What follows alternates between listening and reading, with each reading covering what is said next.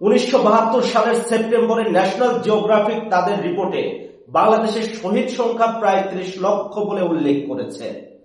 মুক্তিযুদ্ধ শেষ হওয়ার পর বিশেষ বিভিন্ন গণমাধ্যম 2 লক্ষ থেকে শুরু করে 20 লক্ষ পর্যন্ত বিভিন্ন সময়ে জরিপ প্রকাশ করেছে।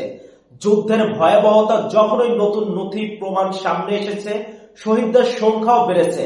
অর্থাৎ 30 লক্ষ শহীদ কোনো ব্যক্তির বানানো কাল্পনিক নয়, এটি আন্তর্জাতিকভাবে স্বীকৃত ঐতিহাসিক সত্য।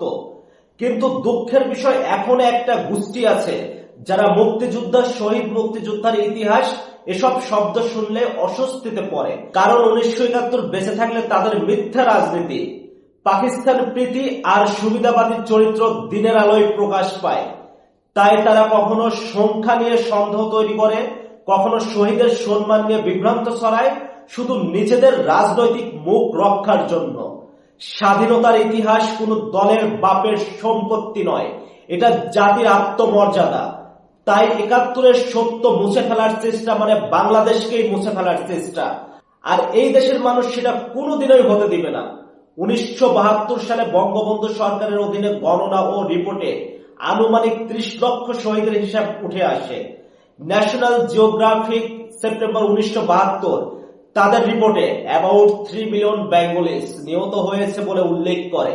International red cross, Times magazine, new York Times, Washington post ওদের রিপোর্টেও লাখো বাঙালি হত্যার বিভিন্ন হিসাব প্রকাশিত হয়েছে।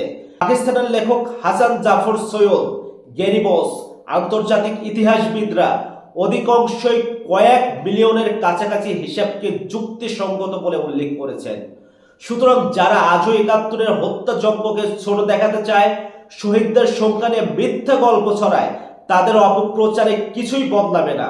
ইতিহাস সত্য ইতিহাসই থাকবে, আর বাংলাদেশ সেই সত্যের উপর দাঁড়িয়ে আছে। ভিডিওটি ভালো লাগলে শেয়ার করুন।